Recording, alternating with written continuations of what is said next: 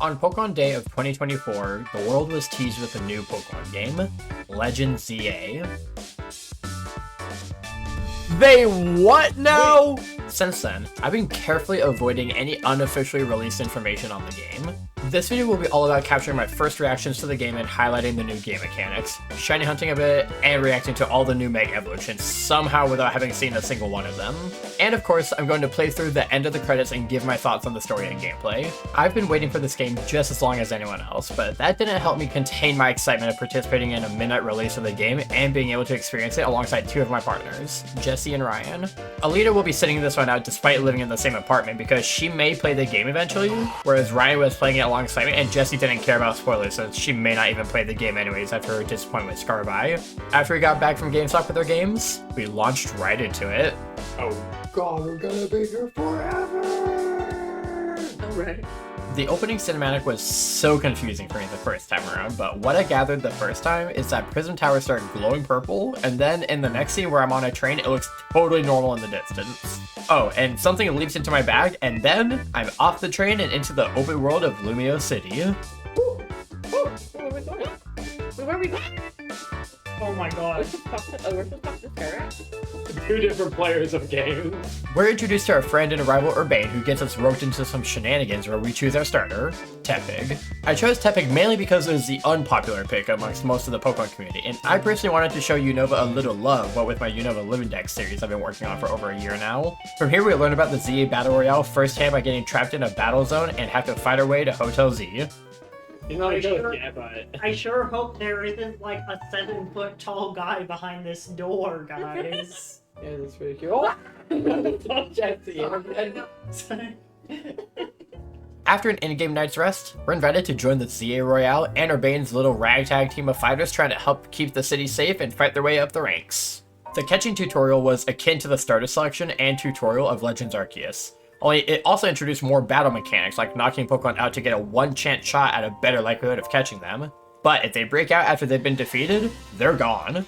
So that'll be interesting for shiny hunting. We're then led to the Pokemon Research Lab where we meet a familiar character who serves as the professor for the city, essentially. Speaking of which, I didn't think of it during my gameplay, but in a retrospect, where is Professor Sycamore here? Like, wasn't this his office in Lumiose? Anyways, after another night of the Royale, I got my first rank up by defeating Les Éternels. I admit, I do kind of feel bad for the guy, but I admire the persistence. Here, a new character approaches us, Emma, formerly seen in the post-game of Pokemon X and Y, which I've never personally played. I only know about this because of Blogs' X and Y movie. Go watch that video after this one for realsies. After more in-game rest, we get to meet this crunchy-looking little old man who says he makes scaffolding obstacle courses around the city. From there, I got to check out another much larger wild zone and then grabbed a coffee with Urbane at the Novu Cafe, upon which Jesse made an interesting observation. A food truck cafe With the waitress? that's orange themed. What? In X and Y, orange themed cafe was Team Flare's headquarters. Ooh. Is this just what's left of Team Flare? They're down to a food truck. At this cafe, the next new character we meet this early in the game is Vinny from Quasartico Inc., who is essentially the company's CEO's errand boy, but I like his sideburns, so he's aight. On our way to meet up with Detective Emma at her office, we encounter a group of people led by this meathead claiming that wild zones shouldn't be a thing, and instead people should just, like, learn to fend off odd Pokemon through combat training. A little unrealistic if you ask me, but I admire the himbo energy radiating from this guy. We're challenged to a battle by this Ivor guy's student and get some more practice in with this new combat style, which I gotta say at first glance seems extremely difficult, but it's much more intuitive than one may think. And for once, it's actually useful to keep a status move or two on each Pokemon because they're sort of super juiced in this game. After agreeing to lighten the load of Emma's detective work by doing side tasks for random citizens, we exit the building and for once are not met with any tutorial guidance or prompting, meaning we're finally off the chain and able to get around to what this game is really about. The shiny hunting.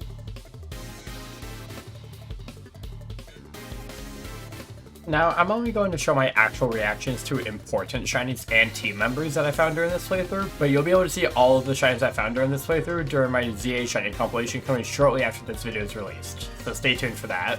But for now, the only relevant shiny I have to show for launch night is obviously my first one, which would go on to carry my team through the early game. Let's see it.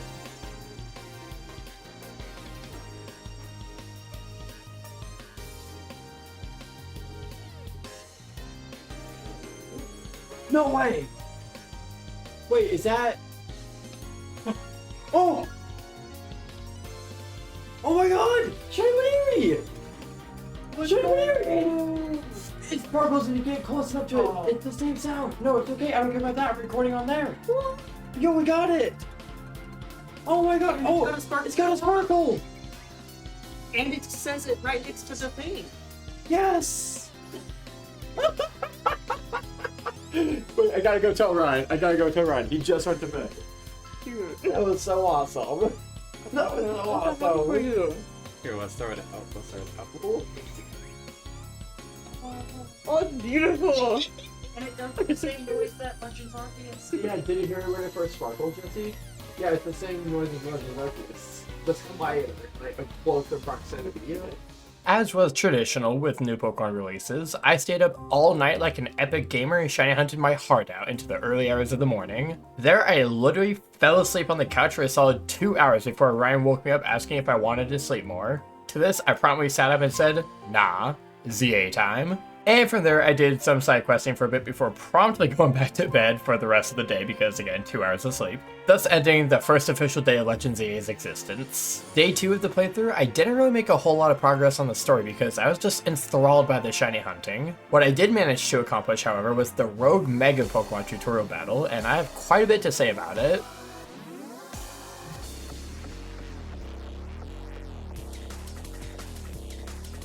To begin with, I initially did not like that they gave me a loner Mega Lucario to use for the fight against Mega Absol. Not because there's an inherent advantage or anything, that part is actually really good for beginner players still learning type matchups. I wasn't very happy with it because while yes it is reminiscent of the Mega Evolution tutorial battle from X and Y with the Mega Lucarios, I was wrongly assuming that I was going to be gifted said Lucario, which I thought was predictable and vowed to not use the gift Mega.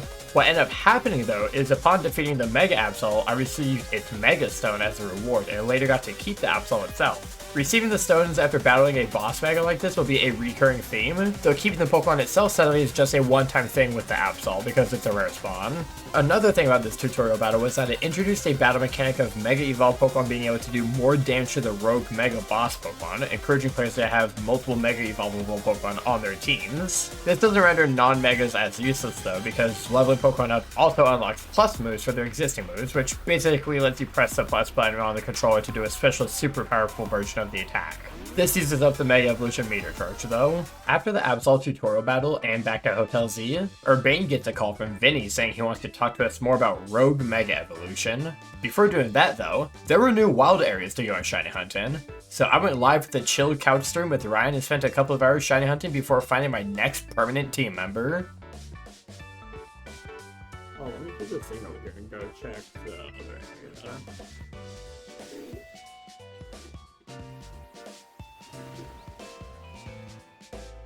Yeah.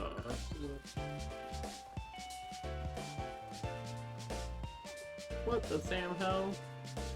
Sam? What the heck you want me with that? I don't know. World feed. Going to the right place? Oh, shiny Venipede! I knew there was something back here! Hell yeah. That's not even what I was talking about, but hell yeah. Let's go, baby! That's not all I found that night either. Here at ToximaeTTV, our motto is stay up late, find shinies. Mostly because my horrendous sleep schedule means I'm quite often starting or in the midst of stream late at night when I'm doing my shiny hunting. But anyways, here's what I found late at night. And what do you think deserves an I think I should put this.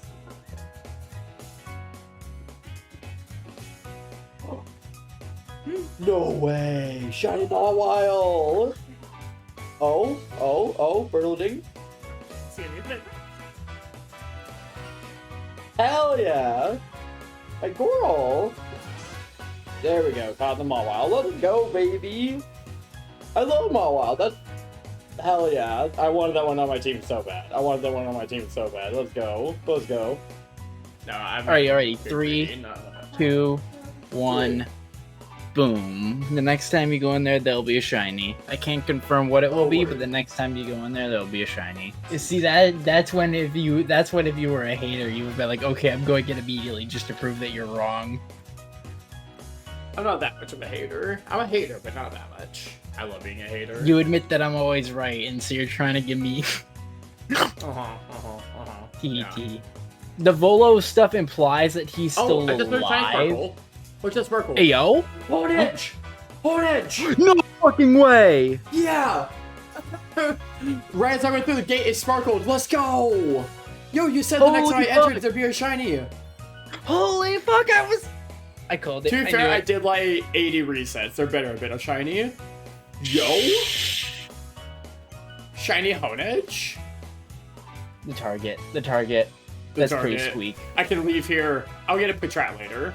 Once again, following the ToximaeTTV motto, I literally stayed up until like 9 a.m. just shiny hunting all night to work on the aforementioned shiny compilation video that's coming out. But as the cherry on top of a beautiful night of exploring a new game's shiny hunting mechanics, I found a shiny I'd heard rumors about being changed up just ever so slightly right as I was joking about map resetting for this specific one in range of the fast travel point. Let's see it. In theory, you'd reach odds after 5.6 hours. If you're able to get in 6 resets per minute. That's on like a single target. This would be a double target. So cut that in half. It's like 2. No. That's with me using 2048 as my number. Oh, okay. Word. Trust me. Trust me. I don't know much. I shouldn't say I don't know much. I don't know everything. She knows As much as I like to joke about it. I do know game math. The memes about like I wish I had the math autism instead of the Pokemon autism. Let me tell you, I have both. It doesn't mean that all of a sudden you want to become an accountant or some shit. It just means that you want to do math only related to Pokemon. Word.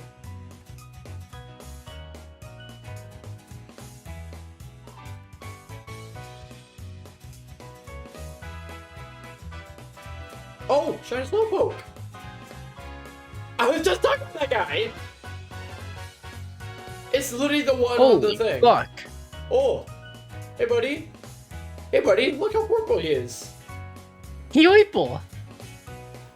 Bonk. It's such a nice shade of purple too. Heoiple? Okay, I'm Heoiple gonna with check for it. the rest, but damn, okay. After that little delight, it was time to get some actual good sleep for the first time in several days since the game's release. Still not having gone all that far into the main missions yet. Day 3 was the big one for me in terms of actual gameplay and seeing new content. So to celebrate it, Ryan and I got everyone some various Japanese Pokemon card packs to rip before I started recording for the day. All at the same time. No. I say we start with Ryan and just go around back to Ryan. Okay. Yeah, let's go this way. Okay, let's show this first. Ooh. Booster energy or whatever. Booster energy. No. Bro. Bro. He literally just showed there's a tab on the side of the I did keyboard. not see it. It wasn't working. If it wasn't working, how would you know it wasn't working if you didn't see it, bro? Unfortunately, no. We're kind of just going for pretty art here and fun scenes. And maybe an Orvin or something. I could have an Orvin in here. Oh. One of my favorite things. Okay, pull the alternate art SIR doesn't give me right now. That's what I was thinking of when I picked that one up first. Alright, so we got Houndour. What are you doing? The Where. What are you doing? Okay. Ooh, that's Rillabroomy, yeah. Kiro. Okay, we got a cool card. Show it to the camera. Show it to the camera. You're not supposed to the camera. Okay, here we go. Mastiff. First skit. Slowpoke. Oh, Bochien moment. Bochien EX. And through the Wudo. Post-mortem surgery. That was Wudo. Yay! Oh, you haven't seen that. Alright, my Live Wochien reaction. Live Wochien. Flashbang. Drifloon with fire. Oh, Oh! that's sick! Yo! Open SIR. Oh, that's I love that. sick, What's in the y'all. back? What's in the back? Oh, A berry. Okay. Oh. Oh. Until after after you you get done. You and I. Eating that cake. Going after the cake. Last we checked in with the main storyline, we've been called to Quasartico Inc. to talk about Rogue Mega Evolution with Vinny Sideburns. Now watch as this guy opens the floodgates, holding back all the new Mega Evolutions and treats us with literally the absolute last Pokemon I ever expected to get in a Mega Evolution, let alone actually be in this game. It's rabbit fighting. Rabbit fighting. Rabbit's not fighting, they just- You Okay, got it. okay. Who do I see? That's not the last one. Yes, it is. Woo! Right? This is gonna be sick. This is what I'm talking about. The old man, please tell me he becomes ancient. Please tell me he becomes fucking ancient.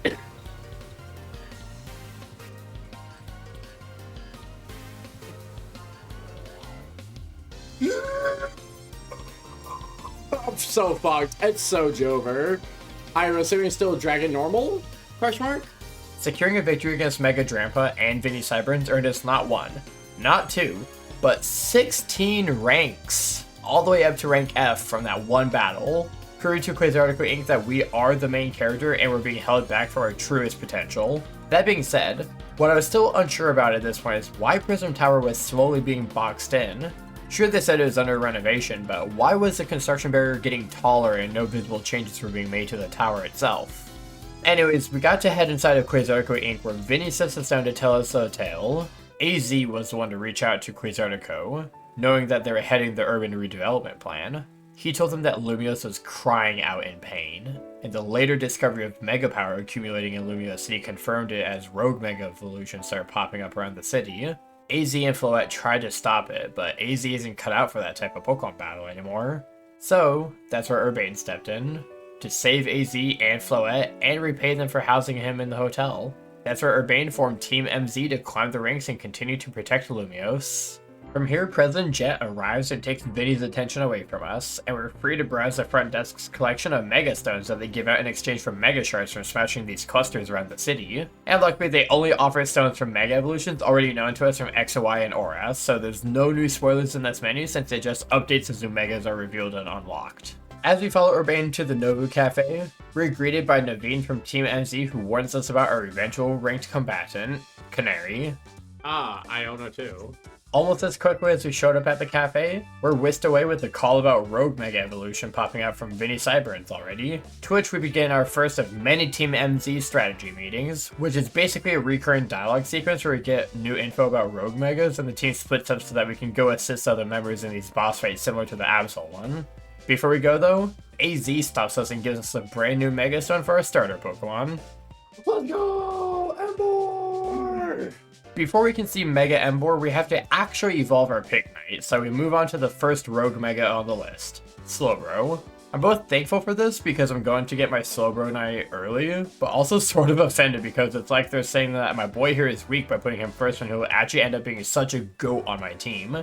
The next two boss battles are Mega Camerupt and Mega Victreebel, which we've already seen via game trailers. In between battles, we're able to evolve Pignite into Emboar and unleash our new Mega Emboar on the Victreebel boss. Okay, let's see it. Let's see it. Let's see it. Ooh. Okay. He's got like armor in his stick. They gave him a stick. Well, that's wonderful to see. I'm boxing this guy. I'm sorry, he's getting boxed. But as we approach Hotel Z to close out the day of battles, we're greeted by 10% Zygarde, which has been watching us from afar throughout the game. And it seems it wants to battle. We do, winning with the power of Heat Crush Emboar, which is apparently the best move in the game in PvP. And Zygarde rewards us with a Pebble of Friendship to signify that we are indeed friends. How lovely. And as suddenly as a sort of goofy moment arrives, it leaves as this ominous yet familiar theme sets in. We're greeted by a new character, L. This man, who's obviously the former leader of Team Player and antagonist of the XY games, Lysander, tells us that Zygarde has chosen us, and that it is our duty to become a trainer worthy of battling alongside Zygarde. Then he walks away. Once inside again with Team MZ, we're assigned our next ranked Royale opponent, Canary. As Canary's top fan, Naveen feels the need to test our worthiness to face his favorite streamer, but obviously I'm the real streamer here, so I take the battle in a landslide and go earn my promotion match ticket in the ZA Royale. Yeah, that's something we have to talk about, and now is as good a time as any.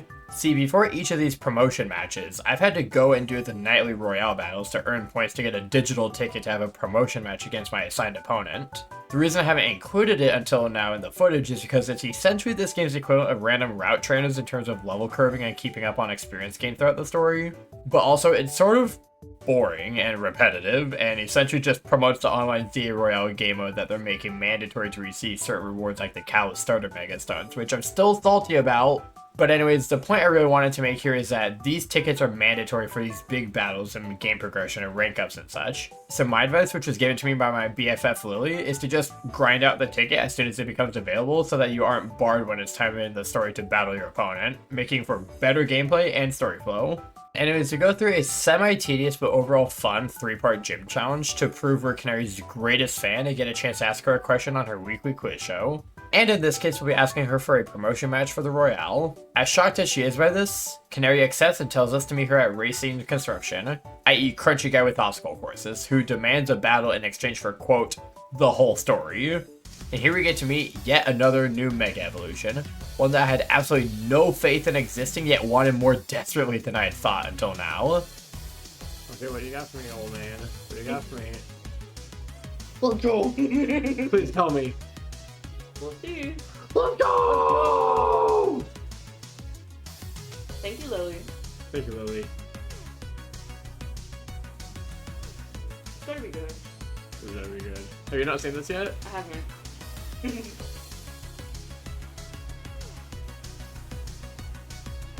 Oh, that's sick. I kind of love it. What the fuck? He's so funny! He literally. He's so goofy! He's a screw! So after barely scraping by that battle successfully, it's revealed that Crunchy Man is Canary's grandpa and runs the entire Canary quiz show by himself, and likely other social media events and postings, posing as Canary because he wants his granddaughter to be able to focus on her games and streaming, which is actually just so cute to me. I would not be able to do what I do without the help and support of my Polycule and close friends, so this character interaction really hit home for me. Up next was her actual battle with Canary, and she had yet another surprise up her sleeve. Let's go! Cool. I want to see this. Have you seen these or just heard of them? I beat this boss. Oh, wait, just Jesse? I'm talking to Jesse. Have you seen Oh, the yeah. designs or I saw the leaked rendition. the top few of them?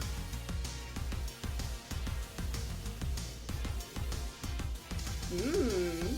He's got fucking plasma cannons! That's sick. I like Holy shit, Canary saved And he me! looks even more jizz-like. Yeah. I wonder what the shiny one looks like. Day 4 set of Rogue Mega Boss battles didn't have anything new besides Mega Halucha, which I will say is my favorite new Mega Evolution even after finishing the game and starting to make this video. We did, however, get another visit from Zygarde and L, where we learned that Zygarde cannot Mega Evolve, so it'll be at even more of a disadvantage in a fight. Back at Hotel Z, we get the usual ZA Royale notification letting us know who our next opponent is, and this time it's the meathead with the really awesome theme song, Ivor. But before we get around to that, I wanted to fill out my team a bit more, so I went on a shiny hunting spree and managed to find my next target along with a bonus friend. Oh, shiny Machop. Oh, let's fucking go. Hey, I told you someone would be here. Wait, did I get a double? Oh my god, double shinies! Good shit. Oh my god, I finally actually got like a double-double. Well, in trouble. That's That's so cool. That's sweet. Ooh, and Okay, they so will good to copy. know that the pile of dirt does... Okay, I could die, whatever. No alpha camera, whatever. Yo? Ever since the Canary quest chain, it became clear to me that these high rank opponents are all going to have some sort of quest chain associated with them. And with Ivor's, well, I'm a bit mixed about it. It started out with the premise that Ivor's sister has his phone for safekeeping because his big meaty claws constantly break phones otherwise, but his sister's nowhere to be found. So we get Detective Emma's help in tracking her down around town. Path leads us from questioning people on the street to the Nobu Cafe and finally to Canary's garage again, since that's who the sister was last seen with at the cafe. Canary demands a rematch in exchange for information, and I hilariously lose to her before realizing I could evolve my shiny Drillbur into Excadrill and optimize my team's moveset a bit. Then, after finally winning the match, Canary grants us the info we need to make our way into the sewers beneath the city in search of Ira's sister's hideout. With that being said, I'm ashamed it took my best friend and Metamore Lily pointed this out to me, but Canary and Ira's sister are 100% gay together. Canary called Gwen G-Volt as a nickname and says she's a longtime fan that goes way back and they hang out and play games together sometimes. Just saying, it's me gay. Also, in terms of the sewer part of the quest, I love that they utilized the remix of the Glittering Cave theme down there since that was always such an iconic soundtrack from X and Y. What I don't love as much though is how often we go sidetracking to do something else just for it to all be for nothing after all, and then we just revert back to the original plan, i.e. justice punching our way through, well, everything. The entire quest boiling down to letting this dude just destroy public property in front of a detective is hilarious in retrospect, but at the time was harder to appreciate due to the negation of our hard work and dragging on the quest. In the end though, we got to find Ira's sister through an apparition wall by her ghost type Pokemon. In exchange for doing all the phone registration work for Ira, Gwen asks us for a battle, and you'll never believe who got a Mega Evolution. Okay, let's see channel order. Let's go, baby! I'm about to get something new. I was gonna say,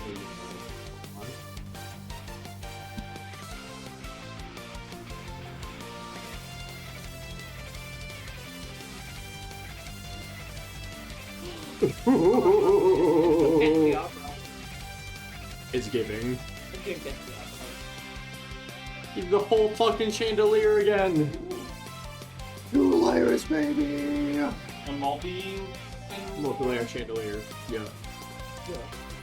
It's so good for the opera.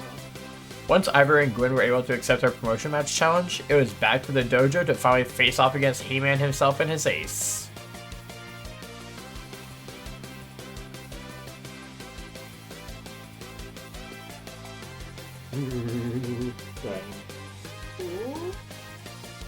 Let's go, baby! Jesse. Mega Phalanx. The guy. Is a. I hope so. I really like fighting type Mega Evolutions for some reason. Like Oluto and Metachan. Ricardo this week.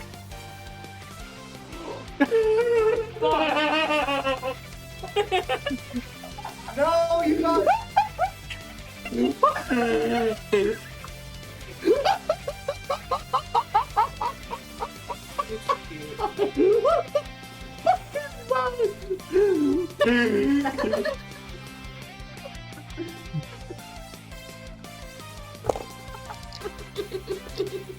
I love you! I don't know how to feel. Day 5 ends with the beginning of a new in-game day where we find out that Urbane had borrowed a large sum of money from a gang called the Rust Syndicate in order to shoot promotional videos for the hotel. The Lone Sharks got a hold of me via Rotom phone and invited me to come to their headquarters to quote-unquote talk. I don't know what was the scariest part of starting up day 6 of gameplay. Dealing with the Lumiose equivalent of the Mafia first thing, or having to say goodbye to Ryan as his IRL visit came to an end and he had to head back home to his home state.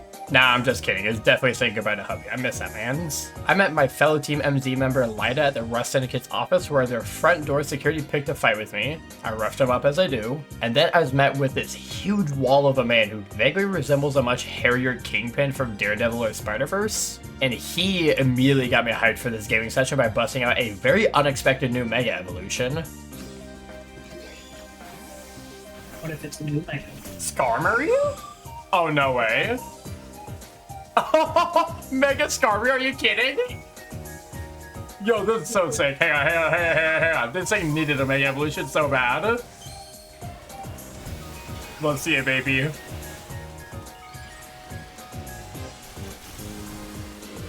Oh my god, that's so cool. I wonder what the shiny looks like. Upon defeating Felipe here, he escorts us inside to his boss, Mr. Corbeau. I hope I'm pronouncing that right. This boss man that can only be described as dripping with T-boy swagger cuts straight to the chase and tells me and my friend that our fellow team member Urbane has accrued over $1 million Pokédollars in interest from his loan. Because, well, that's what loan sharks do. So, to pay it off, we're now indebted to these guys until they decide to let us off their chain, which may be never for all we know. But until Corbeau has a job for us, we're excused to do our regular business. The next in-game day, it's right back to the drawing board for taking down the day's dose of rogues. One I was surprised to see on the list was Barbarical, since it was definitely a new one, making it the first brand new Mega evolution in the game to be revealed as a Mega outside of a battle, and instead just through the quest objective itself. I actually really like this because it brings more diversity to the reveals and thus more potential for memorable moments. Kinda like this one where it clicked in my head that I found a shiny Binacle way back during launch night after the Baneri and a few Magikarp. Oh, shiny Binacle! I would love to. Oh! Yo! Bro! That's beautiful. That's actually, oh, that looks so cool. Did they fix it? Wait, yeah. Fixed it. I don't know what was wrong with it. That's... Oh, baby. I hunted for it for my living deck since I lacked both stages of this line shiny in any game, but I decided to box it after finding out that the shiny was Modest Nature, which is horrendous for Barbaricle's move pool and stat spread. But as soon as I saw Barbaricle pop up as a rogue Mega Pokemon, I immediately swapped out Emboar for good for my team and swapped in the very underleveled Modest Nature Binacle. And then we got to meet the boys. Rock and fighting type when it evolves? Oh, that's so cool. Oh, let's see this, let's see this, let's see this, let's see this, let's see this.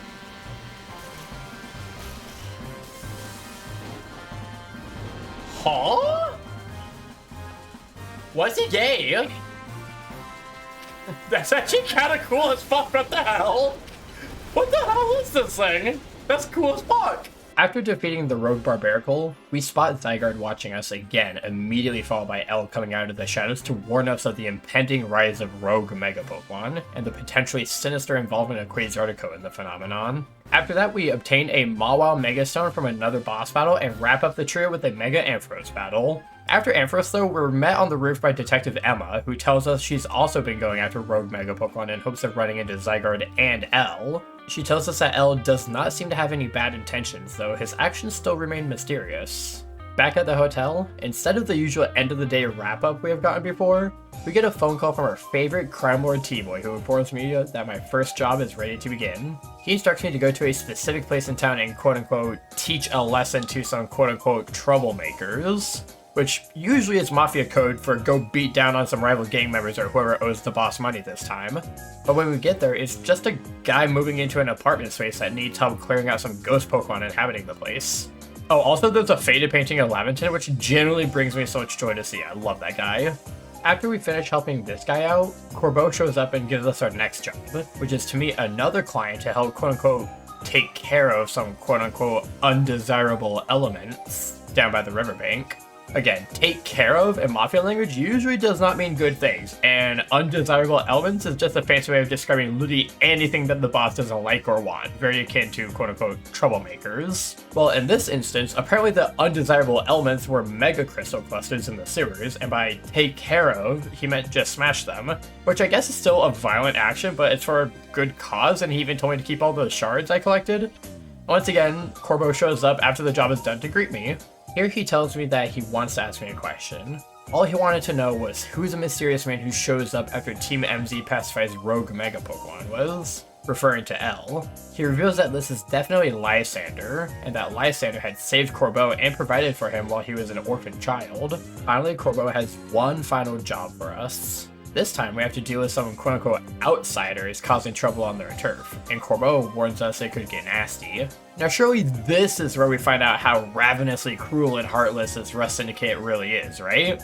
Well, about that. Turns out that the outsiders were these grown-ass snooty adults lecturing kids on how to battle quote-unquote properly, and the turf in question is a small battle court by the central plaza. So I do finally get the chance to rough up some hooligans, and when I send the snooty ones packing, Corbeau once again arrives to say hi to the kids on the battle court and send them home safely before getting roped into protecting President Jet from Quasartico, who happened to also be accompanied by a protective Urbane. Urbane got Jet out of the area while Corbeau and I double battle some schmuck who is there trying to harass Jet about the increasing number of wild zones and wild Pokemon in the city.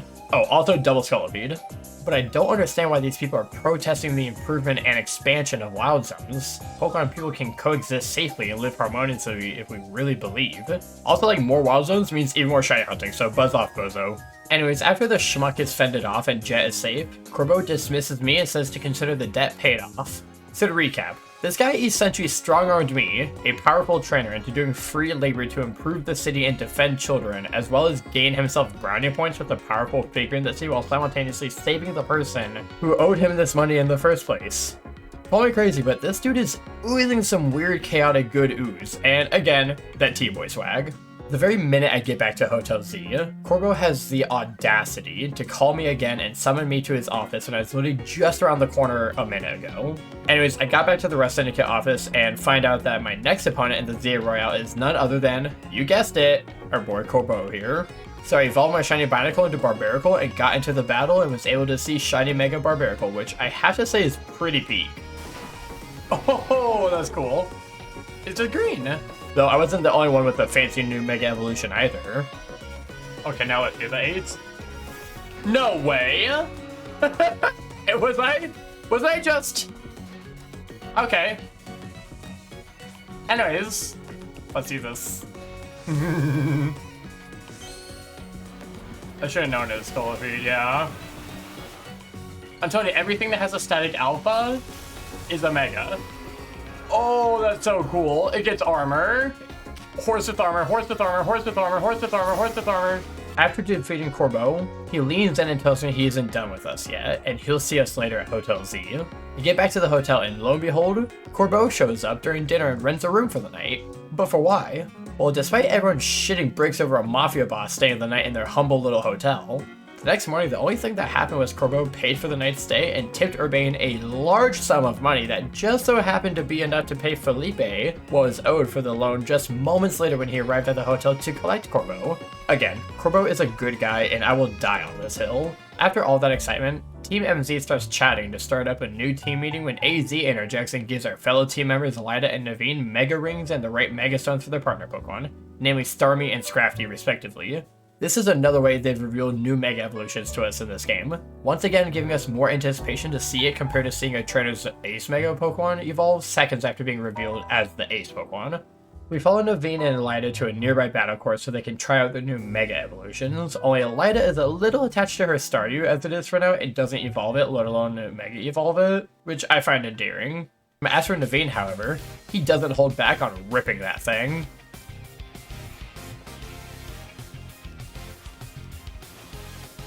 Let's see if it's actually the one that I saw on the thumbnail of that one video that I regret seeing.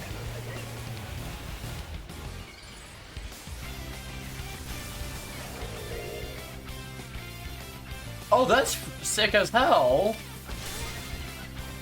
That is not what I saw, but matches a description. Yo, he's literally got his hands in his pockets. He's just an angsty little... Oh my god, it's literally Naveen. It's literally Naveen.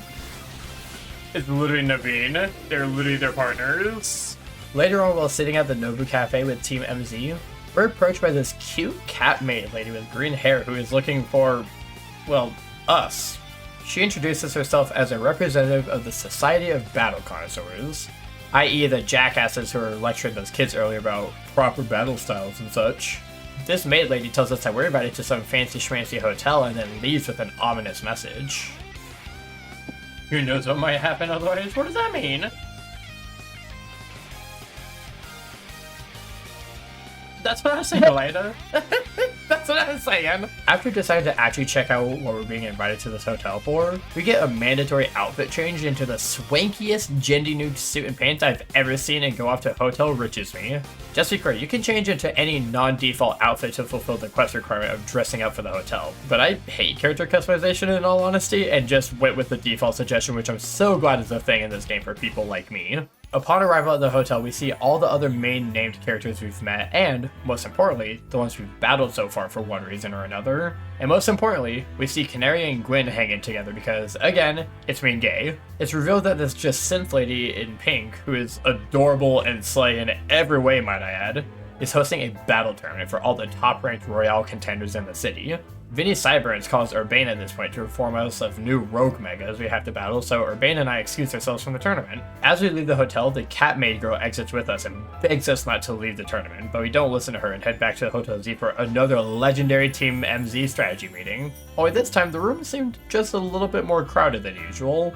Jacine's literally left her own guests waiting in the tournament room to come and personally escort us back. But again, we had rogue Mega Pokemon to evolve, like this never-before-seen Mega Frostlass I wanted to see really badly. Okay, let's see what this looks like. I'm excited. Does she also have an unhinged jaw?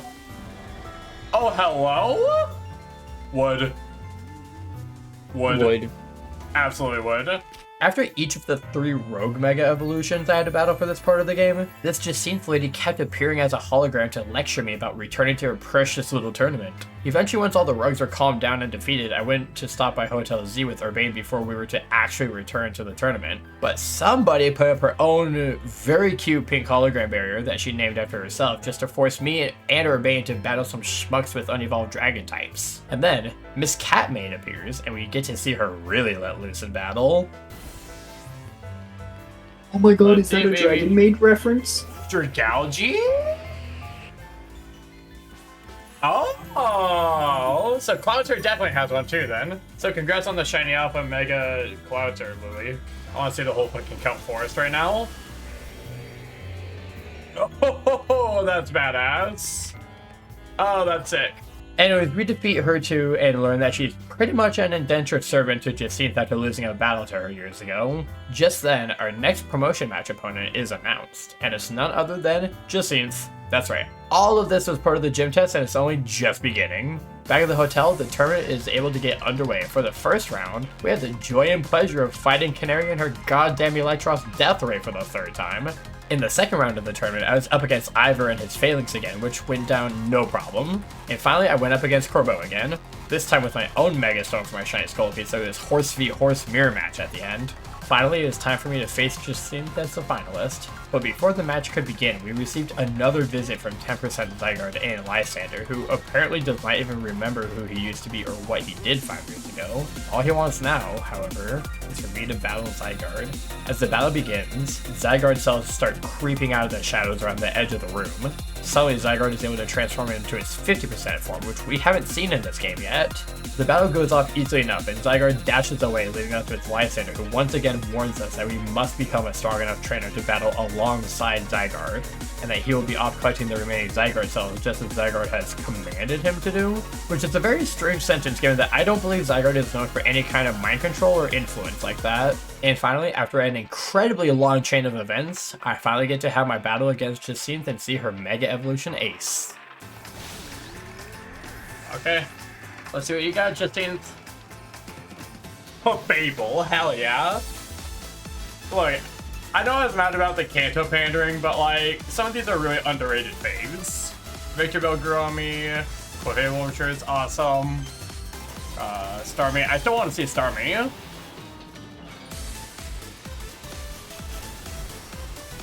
Oh, she's adorable!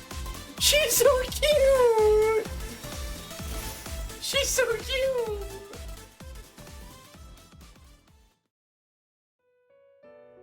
This arc of the game ends with AZ on the roof of the hotel, where he seems to be talking to Prism Tower itself, calling it Angie, and talking about a 3,000-year-old mistake. The next morning, AZ is in a state of despair as he says he can feel the unease spilling from the tower from all the way over here by the hotel. He tells us and the rest of Team MZ that the only thing that can contain and fix the problem is Mega Floette, and thus the strongest Mega Evolution user must be found to be the one to Mega Evolve Eternal Floette. After learning this, me and Urbane are summoned to Quasartico by Vinny Sideburns again. Here we learn a couple of things from President Jet. For one, she reaffirms that they have nothing to do with the increase in wild Pokemon and simply provide the holo barriers to create the wild zones as needed. We also learned from her that while the original plan was to redevelop Lumina City to be more people and Pokemon friendly, they discovered along the way that Prism Tower was emitting mega energy all over the city, and this mega power was attracting even more wild Pokemon over time. So now their efforts are focusing on damage control as well as further investigating Prism Tower and trying to contain the mega power. One more thing to note from the scene is that as our character and Urbane go to leave the building, President Jet comments on Urbane's jacket, which he says it belongs to someone he's looking for in the city, presumably his mother. Up next we have another batch of rogues to deal with, and this one has a spicy one. See, back near day 3 or 4 of this playthrough, somebody in chat accidentally spoiled that Mega Starmie exists, which isn't a big deal because we find out about it through the scene with AZ giving light of the stone from earlier, so it wasn't a huge spoiler. With that being said though, the general consensus was that everyone either hated or loved this Mega Evolution, and it was so divisive that some critics are blaming this one Pokemon for any issues Legend Z has been having with sales or advertisements. With that, I swore to myself that I would love the thing everyone hated out of spite because I'm just that kind of person. Hell, it's why I chose Tepig to begin with, and I at least gave it a try. But anyways, here's Mega Starmie.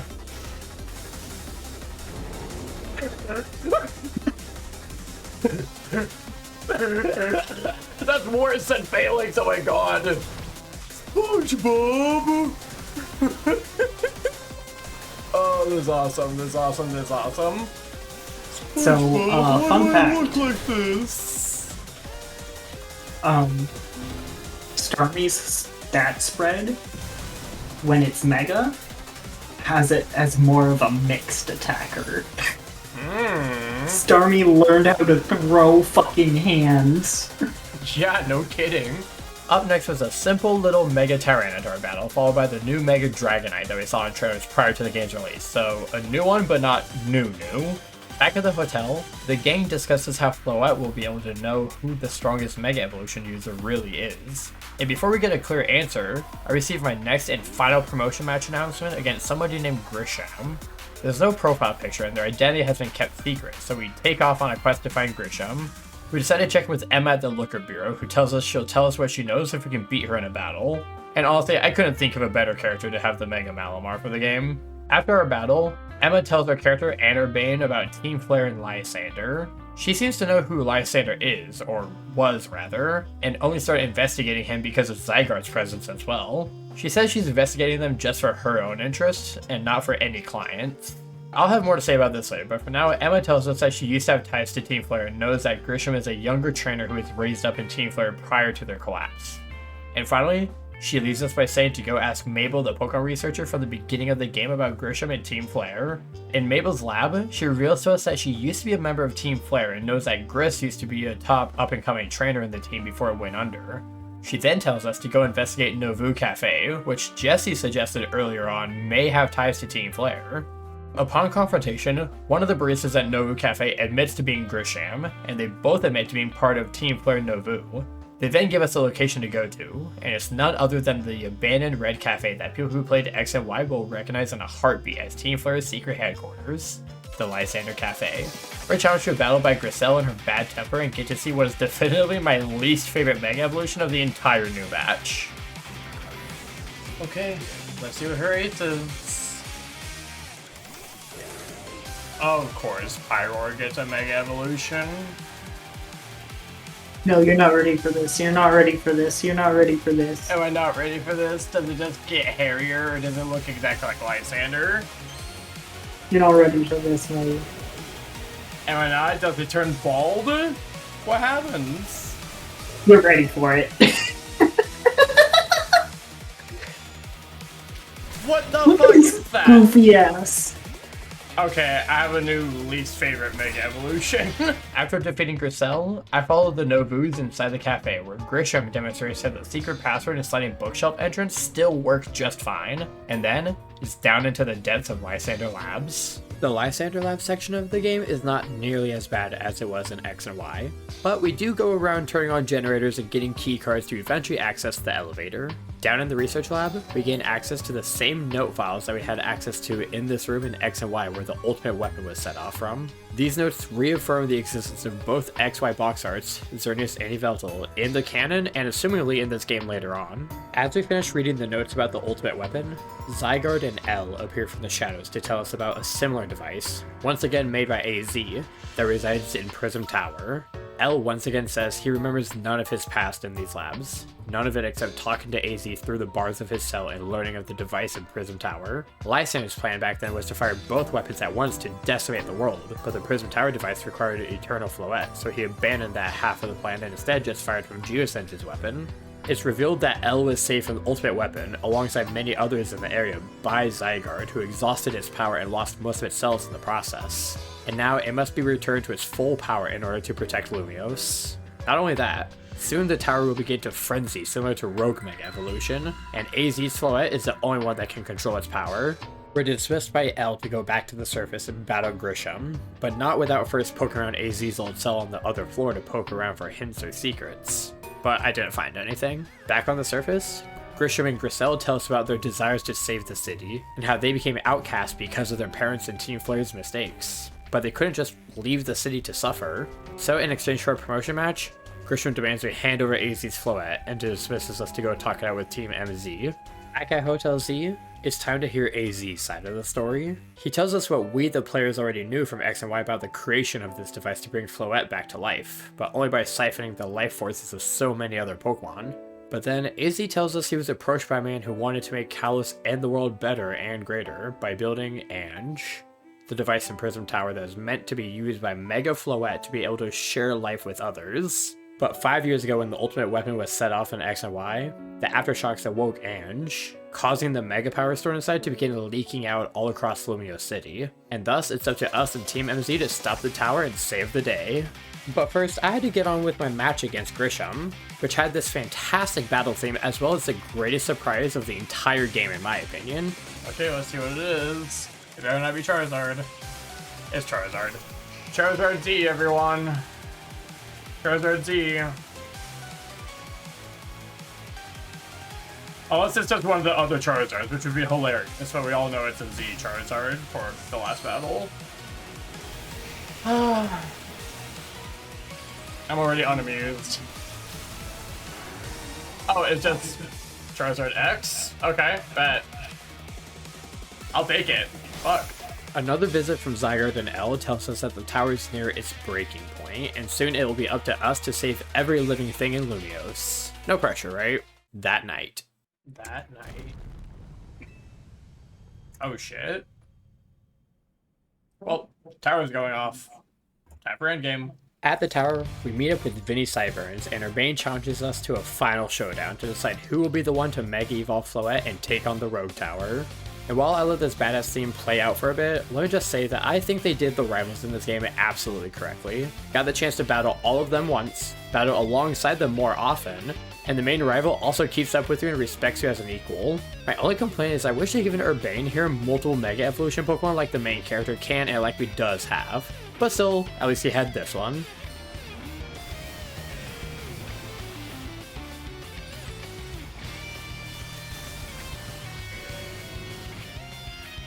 Huh?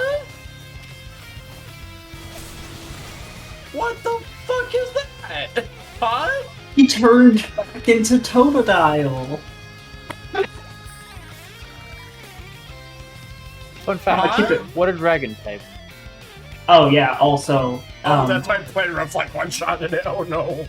Yeah, people aren't the biggest fan of it. Like, conceptually, it's a really good one. But it just looks like a weird cape most of the time. And despite losing the battle, our Urbane still insists on being the one to go out so that us, the true strongest trainer, and the one chosen worthy by Zygarde, can be prepared to step in case things go wrong. And now, crazy cutscene.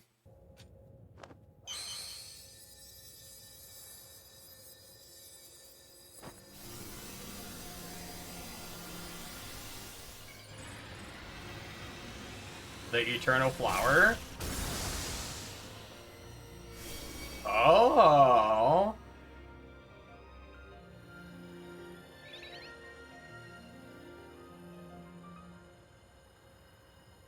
How large is she? She's a bit larger.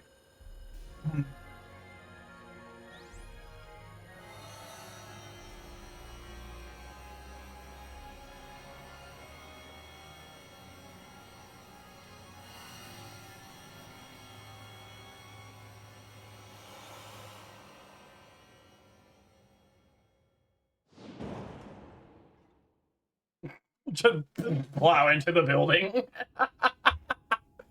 Oh, crazy. Oh, why does this look like the end of Mass Effect 3? I don't like this.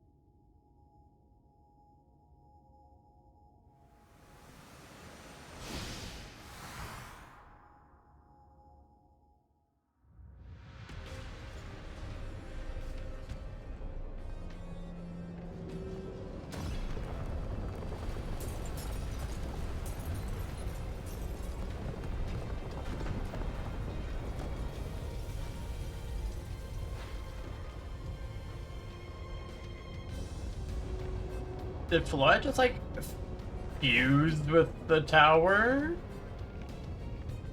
The tower took over Floette, something crazy. Oh, that's a laser!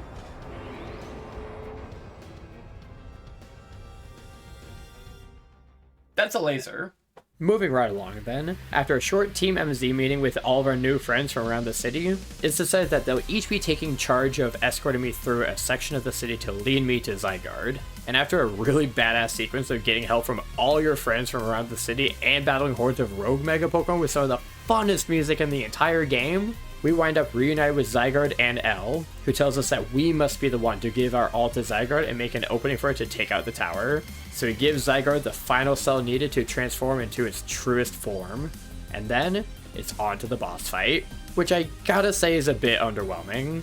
What I love about the rogue battles and the Royale fights was the mobility of the fighting and actual need for strategizing and type effectiveness matchups and such. With this rogue Ange fight against these flower things, all that was sort of lost as it became more of a war of attrition to whittle down the health bars with little need for any strategy besides just Mega Evolving as soon as possible and spamming attacks in one spot. The later stages of the fight introduced Rogue Ange's Light of Ruin attack where we take cover under Zygarde as well as taking temporary control over Zygarde to attack the tower. And after the health bar has gone away, Ange reactivates her one final failsafe. And with the power of a pebble and friendship, we Mega Evolve Zygarde. And the result is basically a giant Zygarde cannon that I'm only realizing during editing literally has the letters X, Y, and Z on the front. So cool. And the results are undeniably impressive. And just like that, the day is saved, but our work is not quite over.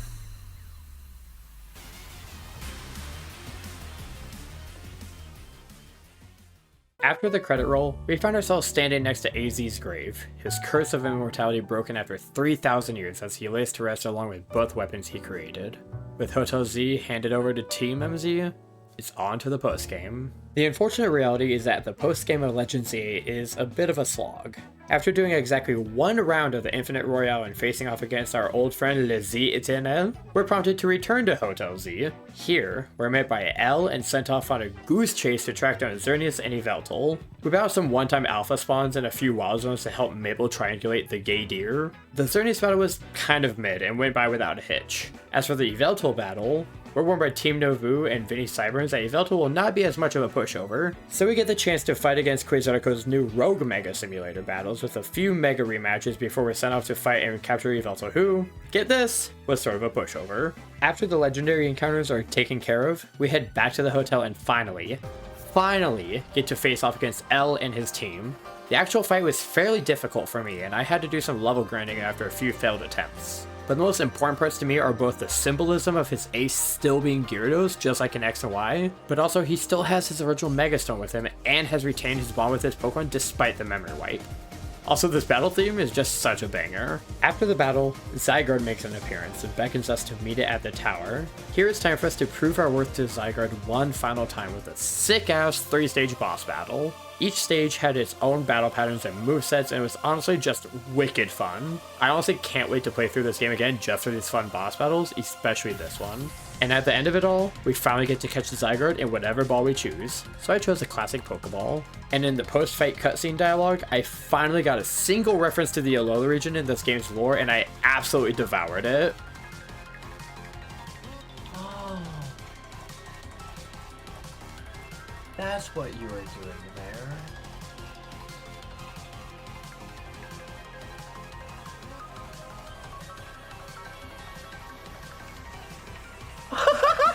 No way!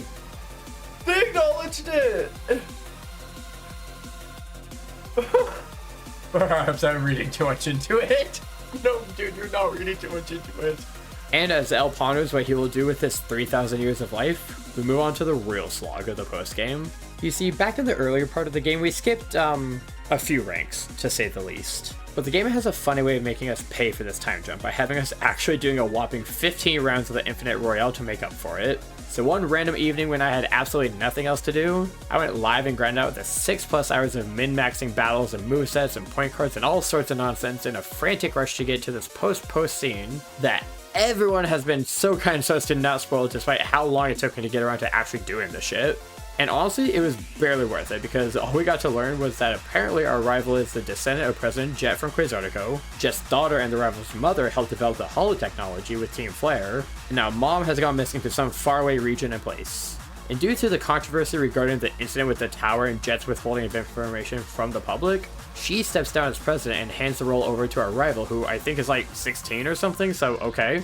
And finally, with Urbane taking over as CEO of Quasartico, he hands possession of Floette over to us, along with her Megastone. And with that, the game is finally finished.